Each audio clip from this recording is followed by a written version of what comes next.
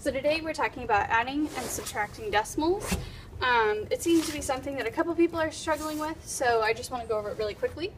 So there's like a 4-step process when adding and subtracting decimals. So I'm going to take a very simple problem, 1.2 plus 0.23.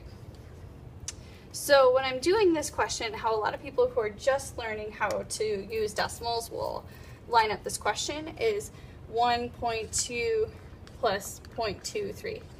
And we'll line that up that way.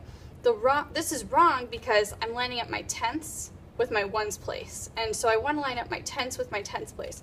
So how we say it in class is you've got to line it up. And what that means is I've got to line up my decimals. So I have 1.2 plus 0.23.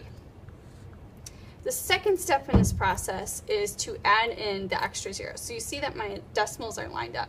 So since I don't have anything to add here, I just add a 0 here and add a 0 here. And this is kind of an unnecessary step, but it kind of helps if I'm trying to visualize how I add in my normal rows and columns.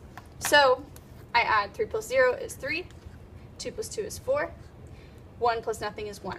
Now my answer is in 143. That wouldn't make a lot of sense. 1 and 2 tenths plus 23 hundredths. So I've got to bring down my decimal 2, and it just comes straight down into my answer.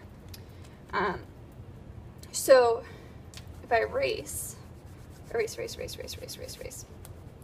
I do one more, so I'm going to have 2.8 plus 0.9. So again, I line it up, 2.8 plus 0.9. And I want to make sure my decimals are perfectly in line. 8 plus 9, I have to carry over. So I add in a 0. 8 plus 9, I have to carry over because my answer is 17. 2 plus 1 is 3. My decimal comes straight down. So you see I add and I borrow and I carry over the exact same way I would with whole numbers.